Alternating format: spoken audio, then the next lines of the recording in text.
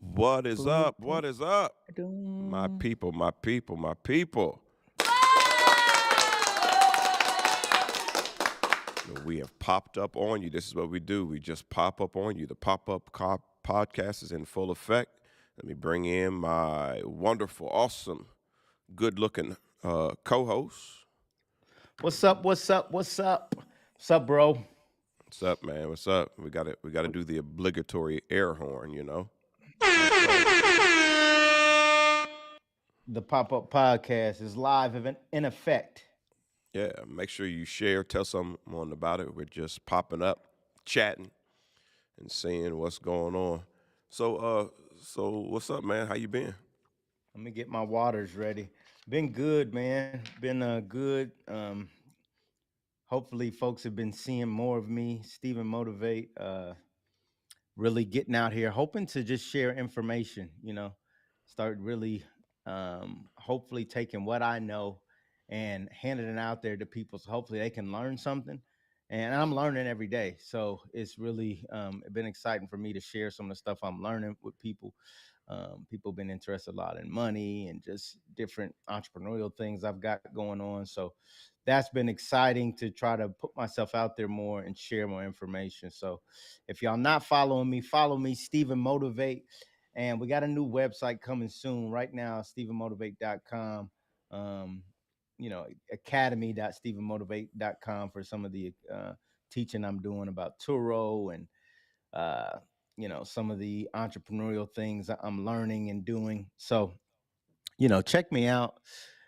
Would love to help and serve you any way that I can. And yeah, and Pop Up Podcast is one of the ways that we're serving together, just talking, communicating, and hopefully people are getting value. So that's what it is. That was a nice pop up commercial. Info. That was an infomercial. Look at you with the Yeah, I'm trying to infomercial. learn how to introduce myself the right way. And that's something people don't do.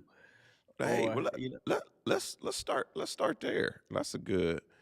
Let's get. What do you mean by that? Like, why do you need to learn how to introduce yourself? You know who you are. you would think, but we actually underestimate who we are a lot. And I'm learning that because I have done, I do a lot, especially as it pertains to business, but I don't know how to fully sell myself the correct way. And because I don't know how to fully do it the correct way, correct being, the way that's going to get me the most results, um, I tend to undersell myself, tend to kind of shrink down. Oh, I'm only doing this, or oh, da da da. It's like this. It's an attempt to be humble, but there's some folks that you really just need to present yourself and introduce yourself with the respect that you've earned or deserve. Yeah. So I hear you. That's been a struggle for me, and I think coming from our tradition, a tradition of humility. Now, our dad was a humble person, but as we look back over his life now that he's passed on, we see how great he really was. And sometimes I wonder, did he know how great he really was and how much impact he made? And it's hard to know when you're individual, but going back to that original point, do we know who we are? And what you said we often underestimate who we are. So it's kind of hard to sell yourself when you don't know who you are. And I think our insecurities rob us. But one thing I've learned in this space is that people are getting mics and they're saying stuff, and a lot of times they have nothing to say. Their content is garbage. Right. So it's like if they can have the confidence to jump out there with nothing, like shoot, why am I underestimating myself? I need to get out there too. You ever seen people on?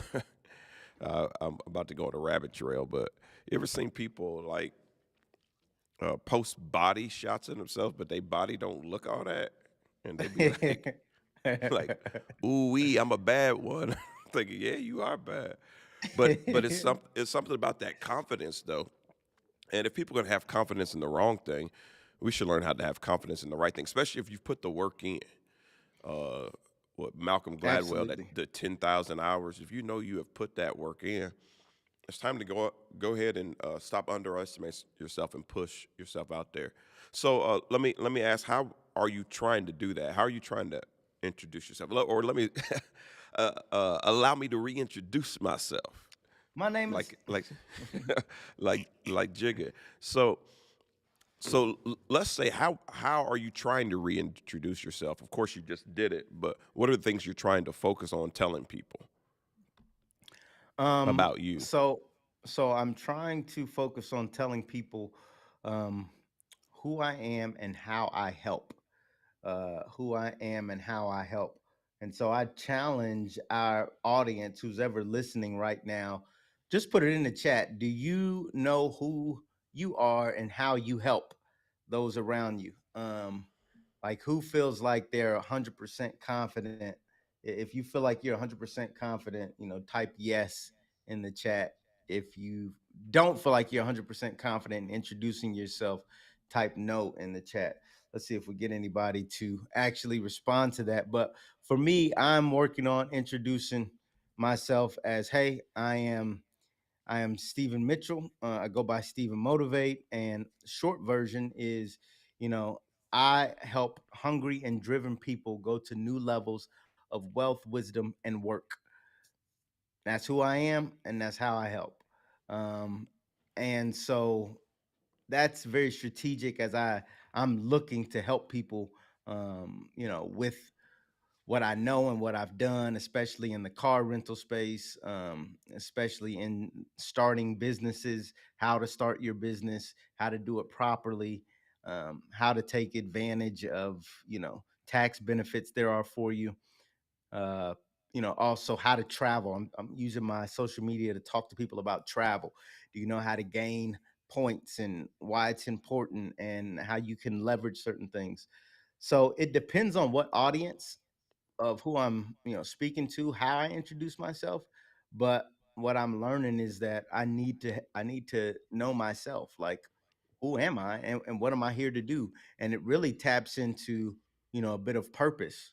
Like, what am I here for? What am I doing right now? And so I'm hoping from our talk today, people take away this value for themselves. Like, how do we introduce ourselves in a way that shows not only we're confident in who we are, but confident in who God made us, right? Yeah. It's almost slap in the face to God for you to just kind of ho hum your introduction. And 'cause everybody knows how to do something, pretty much everybody. It may not Hmm. be, may be pushing the wrong thing about yourself because you may not have that be dialed into your purpose like you probably should be. But if you are dialed into it, it's like you should be able to say, hey, here's what I know how to do, and here's how I can help others, help the community. Yeah, that reminds me of a scripture or a passage of scripture story in the Bible where a young mother, I don't know if she was a young mother, but she was a mother, and her husband had died. She was a widow, and the creditors were coming to take her two sons into slavery to pay for the debt. And basically, she was crying out to the prophet. Believe it was Elijah, could be Elijah, Elisha, but crying out to the prophet for help. And the prophet asked one simple question: "What do you have in your house?" And she was like, "Oh, nothing except for this pot of oil." And the moral of the story is God used that pot of oil to actually change her situation all the way around. Her debt was paid, and they were able to live off of the rest. So what she needed was within her the whole time. And the question is, do you know what you have in you?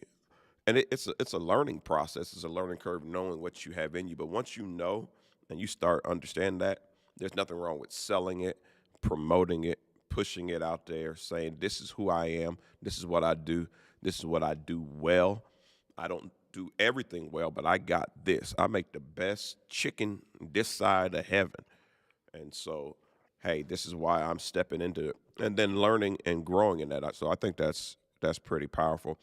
But I also like the idea of who I'm becoming. So I may not be that person yet, but introducing myself on who I know I'm becoming. So sometimes uh, selling yourself on where you want to be, even if you haven't quite hit that mark yet, So on my logo, my ministry logo, it's a plane that's going around the globe. Now, I have spoken on more than one continent, but I haven't gone where I wanted to go yet. But that is projecting what I feel like is in me, that my ministry is global.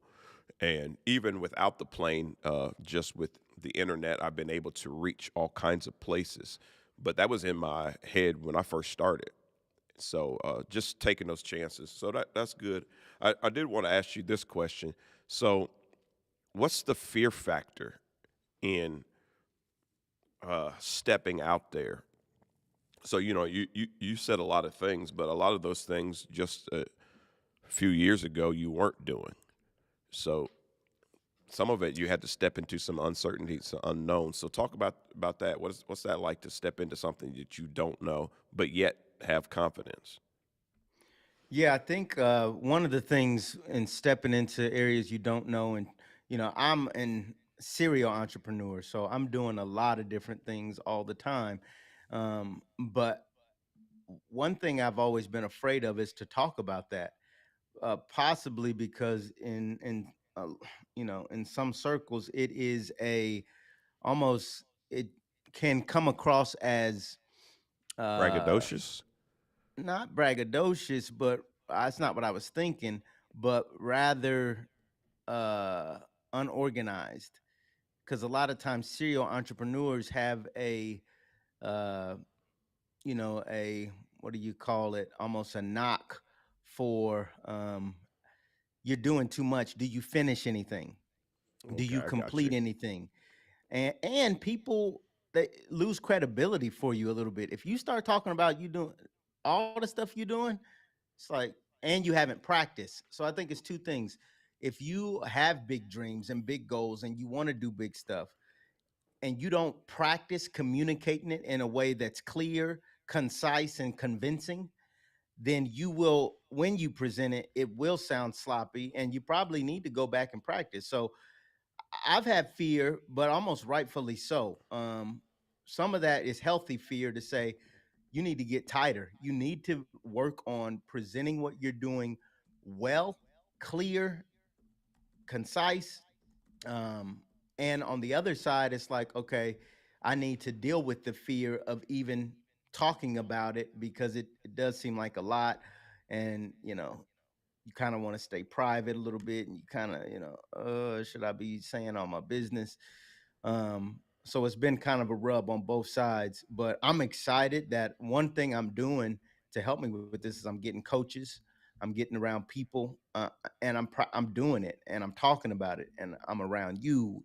We're talking, we're doing this now.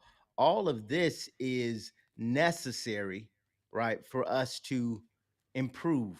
And this is what I've been really focused on lately is so many people are talking about what you need to improve, but you cannot improve what you haven't started. Yeah. You got to start first. I love that. I love that clear, concise, and convincing. And so to me, those lead up to each other because people sometimes try to jump into being convincing, but they're not clear and they're not concise. In the work that I do, I see that all the time. The word of God is convincing if the person who is giving out the word of God is clear and concise. I've heard people preach that they were convincing, but then they preached 20 minutes longer, and now you are unconvinced because it's like what you thought you what you Done thought you heard now. oversold me. Now you done lost me because they weren't concise. They didn't know when to stop. Sometimes less is more. They didn't know how to shut it off, and then sometimes they just people are not clear at all. Just they took a scripture, and then you are more confused when they got done than when they started. So clear, concise, and convincing. So I like that, and I like the idea of you saying that based on what you do. And it's interesting because it makes me think of people say, "Well, I don't care what people think," but that's not really true. We all care what people think. So when you're trying to communicate what you're doing, you're saying part of the fear is I care what people think, and so if I'm a serial entrepreneur, that means there's a lot of trial and error.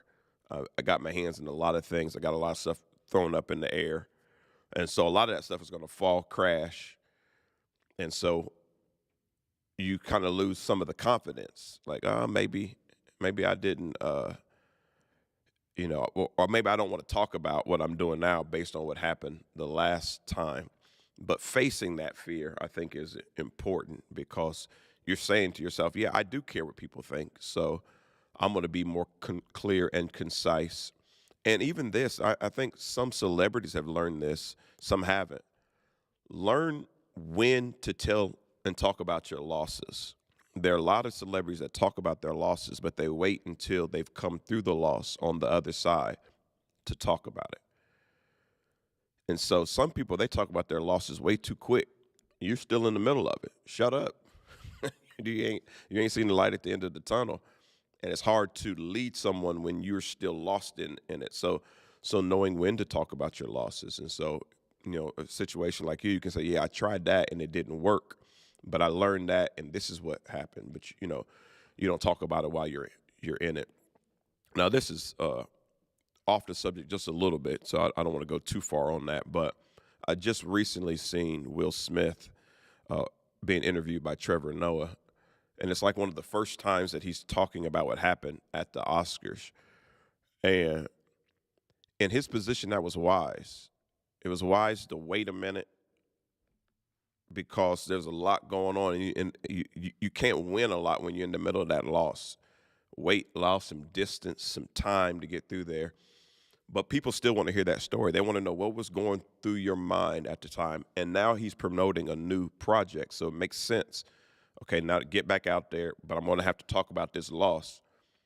But talking about it too quick is rough. And we see that now with Kanye. It's obvious that he's not totally well and he's gone through some losses, divorce, and things. But he's like, he jumps out there too quick.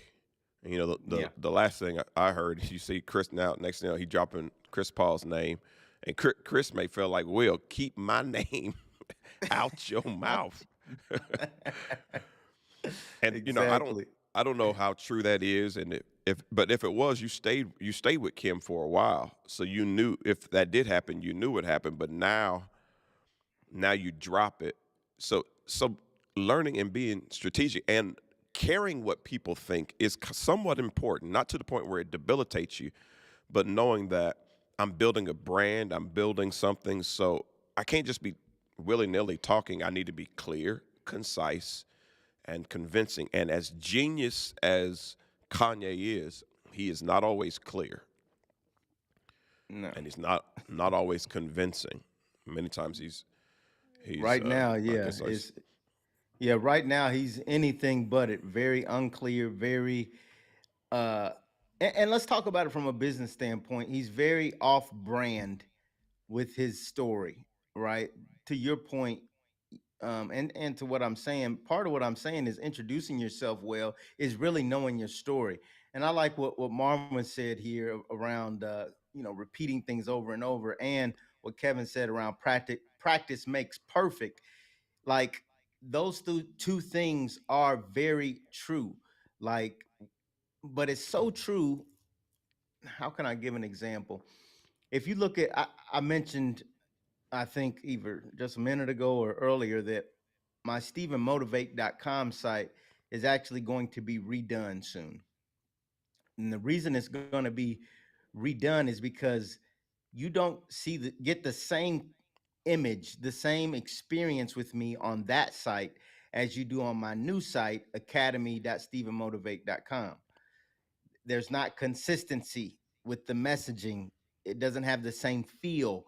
It doesn't even, is this even from the same person? Right. And so when you're dealing with introducing yourself, telling your story, putting your brand out there. And we did a video on the Wealthy Thoughts podcast that I'm doing with Steve James, and we had Dennis Boating on there who has a lot of brand experience, and he talks about how important people's stories are. Like your story is your brand, and bringing it full circle, jumping back to the Kanye thing, it's like this guy had a brand. It was going great in a lot of ways. He's able to jump off here and there, but kind of come back a bit. But right now, he seems to be in some la la land, and I think he's trying to be a free thinker or whatever, and all this stuff. But from a pure business standpoint, you're losing people. You're losing people because you're not clear. Like, what are you talking about? What are you trying to fight?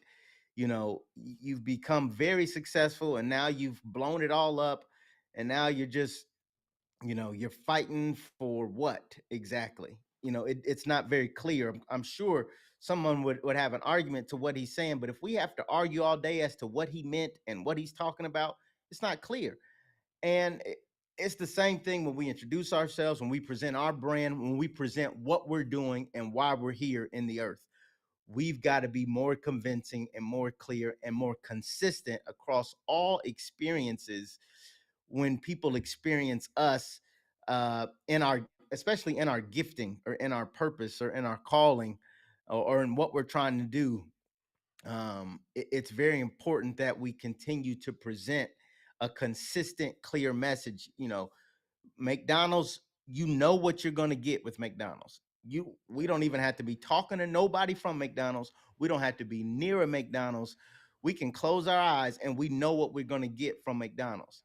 And that's what branding is us being able to say, okay, this is what that is. What do people say about you when you're not around, and when you're not in the room, and if you're not introducing yourself properly, you know, hey, I met some guy today and he did a bunch of stuff and I have no idea exactly what he was doing because we didn't fully present yourself in a way where it was memorable, it was clear, you know, concise and convincing.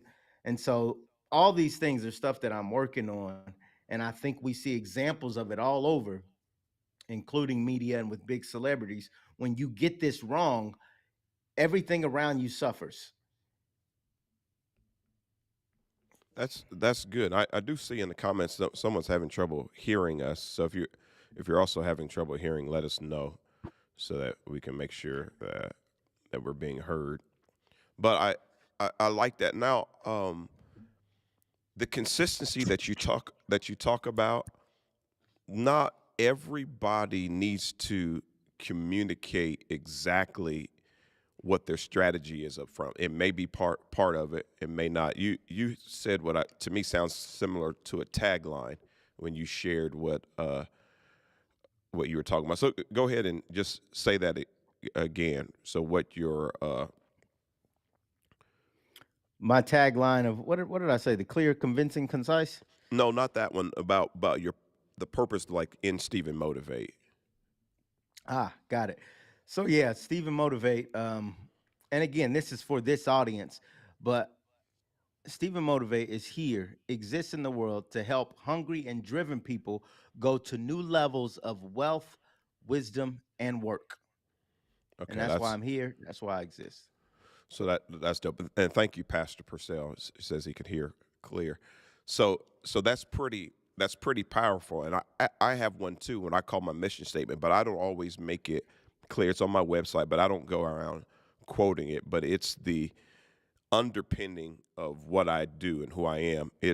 And this is what it is. It's remaining authentic in my passion, pursuit, and portrayal of God. So my major goal is to remain authentic to who I am. So with the loss of our father, one of the things that's really been medicine for me has been laughter. And so much of my social media has taken a turn toward that laughter, but it's not outside of my brand because that's remaining authentic to who I am. People who know me know I've been silly all my life. This is always who I've been. But now there's been a reason to do it for my ultimate goal is how I portray God. I don't see the point of being a super deep, always head in the clouds preacher all the time. It doesn't fit who I am as a person, and it's not the way I want to portray God. So I'm still on brand, even though a person may not know it. I may not be telling people, "Hey, this is my brand. This is what I'm doing," but I'm yet on brand. So remaining authentic in my passion, pursuit, and portrayal of God. And so I passionately pursue God, and then I portray God in that way. So many times the things that I'm going through in my personal life is how I'm portraying God. So another example of that, if I'm receiving grace from God, I can't portray God as a real judgy God that's going to throw lightning bolts on you when I know He didn't throw lightning bolts on me. He showed me grace. And so I portray that because that's authentic to who I am and to my experience. And one other thing that hmm, I'll throw this out there because I do have a strategy that I've talked about a few times, uh, but not all the time. But it's how I run my social media. It's not just willy nilly. There's actually a strategy, and it's a alliterated strategy. All my posts are going to fall in four major things: faith, family, fashion, or funny. So I'm going to keep that realm. So when the political season comes around, if I cannot tie my thoughts back to my faith, my family, my fashion, or my funny, I won't I won't write. Even though I have a lot to say, I won't say it unless I feel it's a need. If I feel like God is telling me to say something, I'll speak on it. But having that strategy, knowing who I am and having that strategy helps me propel my brand, helps me push. And so, you know, just having something so you like you say, so you're clear, you're concise, you're convincing, but I'm clear and concise and convincing to myself first, and then I launch from that place.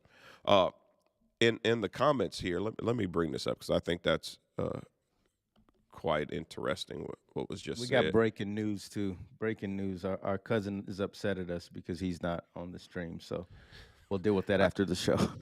yeah, I had something to say to him about that, so I'll say it in a minute. But it says this is one of the professional streams. Let's see, I lost it. Let me bring it back here. Shut down and come back in. So I think you're. This is a compliment for us saying that it's professional, but for us, I would say, there was a lot of uncertainty for us in just trying to do this, trying to push it out because there's a lot we don't know, don't have, but we also understood that the fear can't paralyze us to where we do nothing. So there's a lot of things we don't have in place yet, but we figure let's start. Let's start somewhere. And based on our schedule, it's been hard to kind of promote and do what we want to do. So we end up just saying, let's just pop up. Let's just pop up here and there. And the next thing you know, it becomes a pop up podcast. And we just pop up. And right now, there's at least 70 people online with us.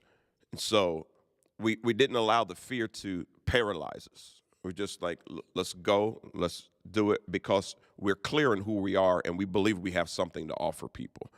And both you and I feel like we have something to offer people. Now to Absolutely. now to our cousin, the reason why you weren't invited on this particular show because we were trying to keep it within a certain tax bracket. You've elevated to to such a high tax bracket that we'll bring you. When we reach up to your tax bracket, then we'll bring you on in. But we're headed there. But That's thank you, right. That's right. Pastor Patrick. Thank you for the love and the appreciation.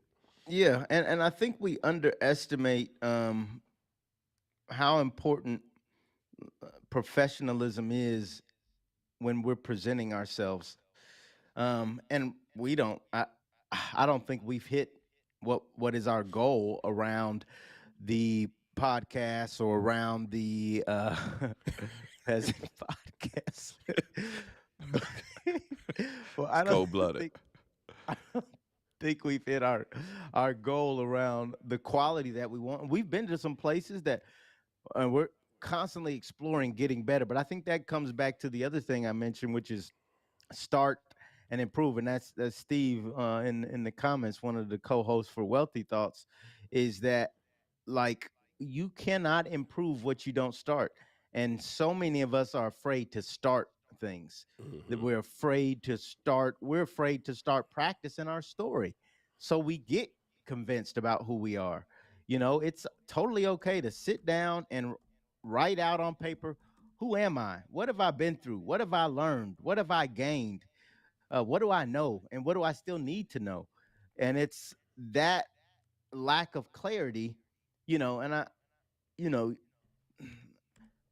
the devil works with that, right? I think the devil works with that, and we call it a lot about we talk a lot about limiting beliefs, but we're wondering why we can't start things, and a lot of it is because all of that lack of clarity helps nurture limiting beliefs, and now we're sitting around here stuck because we've talked ourselves out of what we can do in our life. And it's like, that's it's not the best use of your life. Like, get out there and talk yourself into it.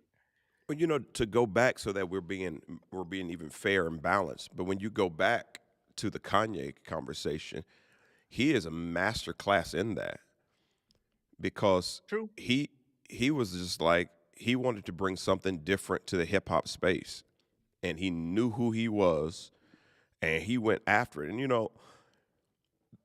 I can't remember the actual era. I remember the timing, but gangster rap probably still had a lot going on, but he was just different. Yeah, he was totally different. Totally different. I mean, everyone was wearing big jerseys because you're talking about I was in high school when Kanye dropped his music portion. And for anybody who saw his documentary, it was, that whole time, probably early 2000s, where he really started to take off as a producer. But then as an artist, no one took him serious. They was like, no, you're not good at this. This is around Nelly is real big at this time. You got, gosh, Dipset is real big. Cameron, you know, Fab. There was a certain type of style that people are looking for, and it was not Kanye. But to your point, he did really well. He pushed himself out there, and, and you know, it's really sad to kind of see some of the things he's doing now. And I get it. He really is trying to promote this idea of free thought, and who's to say anything is true, or did they lie about everything? Or blah, blah, blah, You know, but it's like you got to stand on something. You got to believe in something, and you start questioning everything. It's just like, man, I and I would that's a different level, right? When you get to different levels in this thing, you're going to get attacked in different ways, right? You're going to start to, you know, and that's the balance between a healthy balance between, okay, do you stay humble and have some humility, or do you get to the point where you're arrogant, cocky, and now can't nobody tell you nothing? Everybody is telling you a lie, and everybody is trying to throw a conspiracy theory on you, and you know you talking about stuff that there's history books on, there's tons of data, there's tons of information on it. You like, nope, actually left is right now. It's like, come on, man. I feel like that's an attack, because if he would have stayed clear somewhere along his journey, we would not see the type of wilding out that we see right now.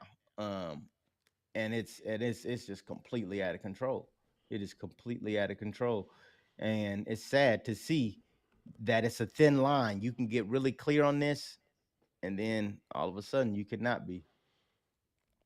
Yeah, that's super super important. All the things you're bringing up, and just how well, number one, we're all human, so life is nuanced. We could all get in a space where we lose our way, but hopefully you have, and that's the one thing I'm grateful about our relationship, even as brothers, that there's a level of accountability there. Now I am your pastor, but we still have a different type of relationship where I've even allowed myself to be accountable to you, and sometimes you've pushed me, and even just not too long ago you sent a text about make sure you guys aren't limiting your beliefs. You're challenging me. Like, don't get stuck. You need that. Iron does sharpen iron. It makes us better. And sometimes when you get so good at what you do that you edge people out of the conversation to be accountable, then it's hard, it's difficult. Even the acronym ego, people say it means edging God out. So you don't want to be so clear in who you are that you edge out the help around you that keeps sharpening you and making you what you need to be. Because we still have to do life together. It needs Ab- all of us. Absolutely. And that's the right. That's a from a spiritual standpoint, and this is why I don't get why people don't like for people that like getting money and growing their wealth, and there also happens to be and they also happen to be Christians. um I don't get the idea that you don't uh like really continue to build and improve who you are, because a lot of folks that are winning and doing well, a lot of them are believers, not everybody, but a lot of them have a faith background. And so, like, the idea that you kind of run away from God and then you go get the bag is just, I think it's a fallacy. I think more times than not, you run to God and you'll see more and more level of success if you put put in the work to really improve. And I think the only thing that gets us stuck, or not the only thing, but one of the things that get us stuck, and this is kind of a different direction, but it's not hearing enough of these conversations. You know, when you don't have a pastor or you don't have anybody spiritual around you, you stop hearing certain conversations. So you stop Hmm. challenging yourself in certain ways to improve. Same thing in business. Same thing with personal development. If you stop hearing conversations about, man, I could do a bit more. I can still achieve more. There's still more for me on my journey. When you stop hearing that, it's like, oh, okay, I guess I'll just coast. I guess I'll just stick it out here. You need to be around community. You need to be hearing it in your ears. You need to be around people who are trying to do something. And when you're not around that, you will sense it. You will feel it. You will be just not the same. And when you are around it, you'll get energized. You'll have hope. You'll be encouraged to be like, okay, maybe I can go start that business. Or maybe if it's a spiritual thing, maybe I can go pray for that person. Maybe I will speak up, um, because it affects both of those aspects of life. And you don't want to continue to win without God. I know that for sure. And I Yeah. think, I don't know where Ye is at. And, I love the Ye as an artist. I think he's still an amazing individual, but I feel like he's very, very lost in some ways, very lost. And I think that's a result of him not being around, and I don't know his personal life, but him not being around enough people that can help him course correct. Yeah, you know what? It's a story, and it's I shared in my latest book, my latest book on worship that's out on Amazon as we speak. You can look look it up, but it's about King Uriah, and one of the things I love in the scripture about King Uriah is that it says that he sought God in the days of Zechariah, and as long as he sought the Lord, God made him to prosper.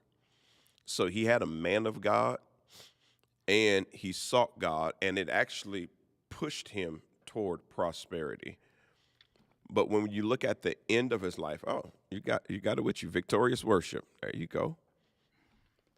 But when you look at the end of his life, he got arrogant, and then he starts stepping in lanes that was not his, and he ended up dying of leprosy, being lost. But he started off. He had uh, wisdom of a leader. He sought God, and it actually pushed and propelled him. Mm, But one of the tricks of a propelling and a prospering type of success, one of the tricks of that is people begin to think that it came from them. They forget how they started. They forget all the lucky breaks that we don't believe are lucky breaks that are actually God stepping in. They forget all the God moments that made that possible, and then they get too big, and a lot of times they have to have a great fall. It's not that God is done with them. Sometimes God has to humble them to continue to use them, because he says My glory I will not share with another. That's a guarantee. So when you step into the lane that you're not for, you have to be cut down. You have to be brought down. But there is a space where you can honor God by honoring people, by having wise counsel around you, and you can live in a space where you are succeeding. Now, success is relative, it's different for every person. So, a person can be on Section 8 and still succeeding. So, I don't want to make it seem like it's just a material thing, but there's a level of success that you can gain with God that you will never have without God. Because if you get it without God, it is not success because it will never satisfy you because only God understands your purpose. Perfect thing, a way to bring that up is since I work for General Motors and have for 25 years, I understand that every car that they put out comes with a manual. Now, can I use my vehicle to rake leaves? Technically, yes, I can. I can put rakes in the grill and drive up there and drive back and use it to rake leaves. But General Motors will tell me that's not what the car was intended for. Just because you made it happen and had some success with it, they're going to let you know the manufacturer knows the best, most optimum use of that vehicle. And if it doesn't say anywhere in the manual about raking leaves and sticking rakes in your grill to get it done, then probably you're doing something that is unnecessary or outside of the manufacturer's idea. And that's the problem with some of us. We get outside of what he purposed for us and we do things and it's not that we can't make stuff happen. It's just, it doesn't make sense what we're doing and it doesn't fit who God intended us to be. So when you get back into that space of what the manufacturer intended, what he desired, Jeremiah 1:5 says, before I formed you in the belly, I knew you, ordained you as a prophet to the nations. I set a course for you before you were even an embryo in your mother's womb. So when you're able to come out and line up with that purpose, that's when you really begin to live. And so that's really the goal, is to get people to get back on purpose. And Kanye, he has touched some of his purpose. Look, we cannot negate that, but he needs prayer so he doesn't fall so far off of his purpose that he's uh, damaged goods. And especially as black men, we don't want to see us be shooting stars that just flame and fall and don't leave a legacy. Some people leave infamy, but not legacy. And our father, he left legacy, and that's what we Yeah. want to do. We want to push into legacy. And it's not all about money either. I like what you started out with, and our dad really showed us that he didn't die with $1 million in the bank, but he made a huge impact. He had a huge impact on people, and we saw that, you know. And I don't know that there's money, is not the biggest source of fulfillment for people. It might seem like it is, but it's really not. So it's good to have money. Money solves money problems, but there are other problems that money can't solve. So I think that's important. And let's just go ahead with another brief commercial for this. This is the book Victorious Worship. Pastor Andre Mitchell is the author. Check it out. Get on Amazon.com and you can look this up and actually order your copy of the book. Pastor Andre Mitchell, Victorious Worship, Winning in Life Through the Power of Worthy, Wired, and Wise Worship. Would Um, bec- would you hold that back up again? yep. I don't have my copy, but if you see on the screen, it looks like it's glowing. It's so anointed that that the book glows. It glows in your hand. Knowledge. So that's good. And I want to promote another book here too. This is one of my coaches I'm learning from, Darius Daniels. Your purpose is calling. Your purpose is calling. So if you're trying to tap in and figure out what your purpose is, and you're struggling with purpose in general, look up this book. Your purpose is calling. Your difference is your destiny. Your difference is your destiny. So you talked about the manual, and being able to look at the manual to kind of help you understand what a thing is manufactured for and what it needs to be used for. And as we know, a lot of people don't even read the manual, right? A lot of people don't pay attention to it. But when you need help, you typically, whether you know it or not, are typically going to someone who has read the manual or who understands the vehicle.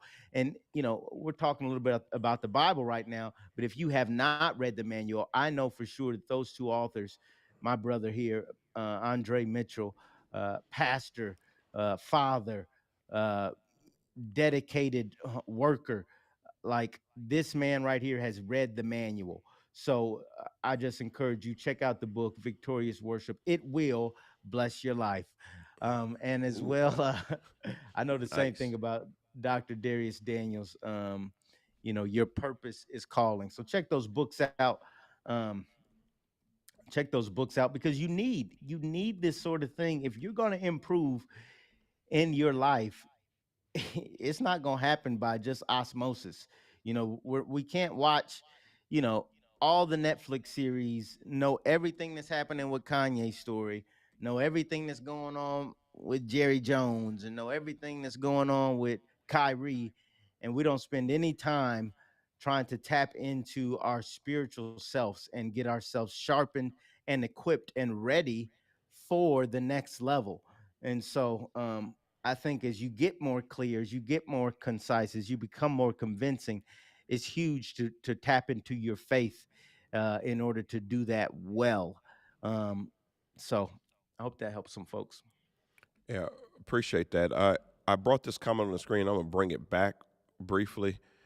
This is Brother Michael. The type of people you surround yourself with can be a result of who you become, and that is so interesting and powerful, and that can be gained through books.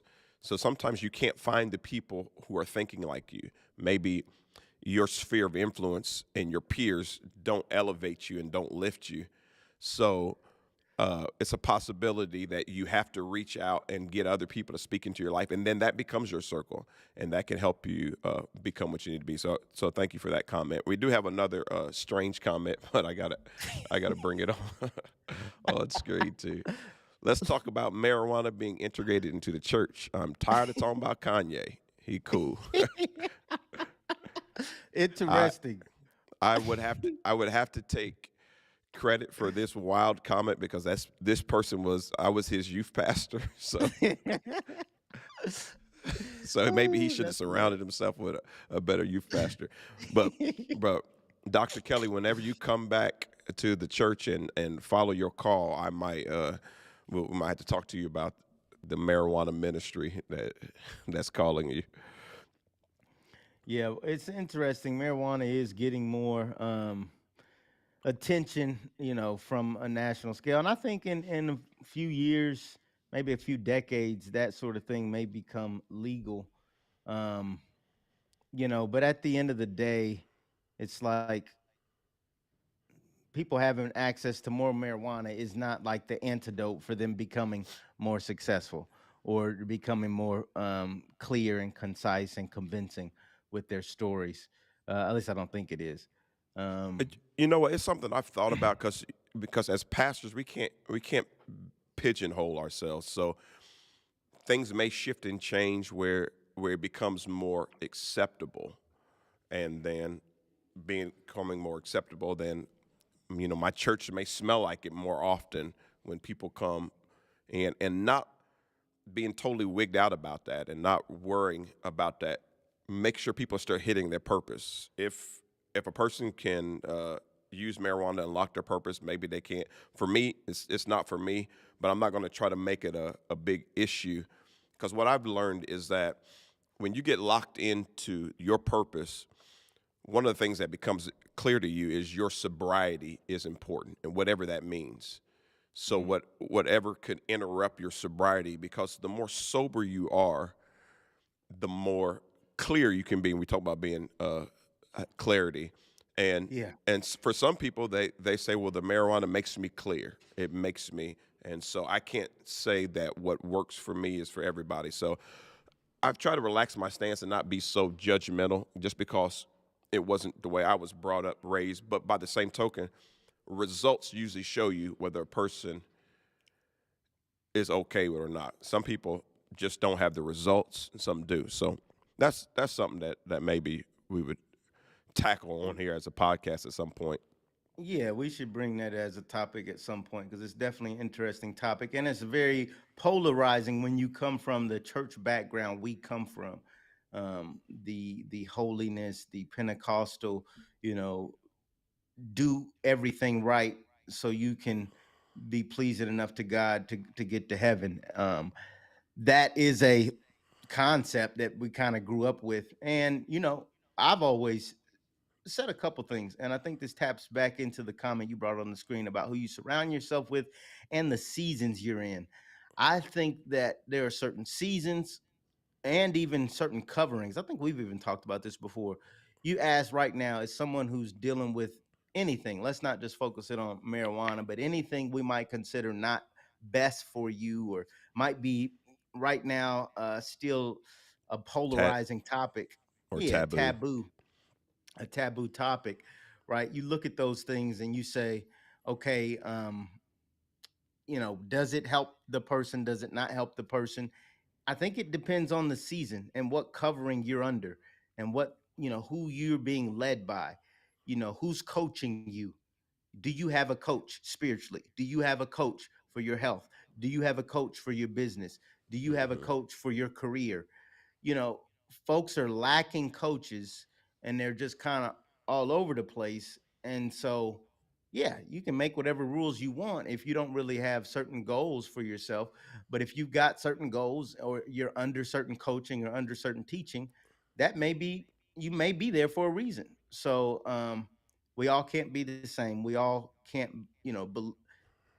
we all, our diversity makes us better, right? And Hmm. so I think there's also some wisdom in that, knowing that not everybody's going to be preaching the grace message, right? And that's fine. I think at least there's a portion of people that may need more rules. I want the army to have rules. Okay, there's some I want prison cells to have rules. There are Yeah. certain pieces of the population that require more structure and we're all better for it. But I think there are another group of us who can operate with more freedom, who can move under different dispensations or what have you. And I'm not an expert on this, so I kind of shut up. But that's just opinion from the outside looking in. I have to leave it to the theologians and the scholars and the folks who study this week in and week out to really speak on the spiritual aspect of that. Yeah, and we're about to come to a close. I won't dig into it because there's so much. But one scripture that I think that informs me is Paul. Paul said, "All things are lawful for me, but not all things are expedient." And another verse is, "All things are lawful, but all things aren't beneficial to me." So so you when you really begin to be selfless when it comes to people, but selfish when it comes to purpose. Let me say that again. Selfless when it comes to people in www.stephenmotivate.com. And the replay will be available on YouTube and a couple other places. And we'll probably share some more. But thanks for always coming in and just tuning in with us. And we don't even tell you when we're coming. We just pop up and y'all pop up with us. So we do appreciate you for that. Any last words, Stephen? Yeah, folks.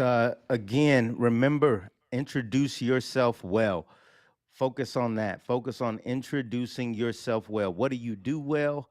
What are you good at? What has God gifted you with? Don't be shy about it. Don't undersell yourself. Sell yourself. Somebody needs you and your solution and your know-how in the world. So sell yourself well. Be clear, concise, and convincing. If you need help with it, if you need people to help you in general, connect with myself at Stephen Motivate. Check me out on Instagram, Twitter, YouTube. Subscribe, follow. Look at the affirmations I'm posting. Do the same for the co-host, the host, Reverend Andre M. That's it for me. Connect with me, y'all. Yeah, we appreciate you, and so we're going to get off. And it's freezing, but hopefully, what we've talked about is frozen in your brain to the place where you can make some adjustments in your life and move forward. So, thanks for popping up with us. We are about to holla. Much love. Peace.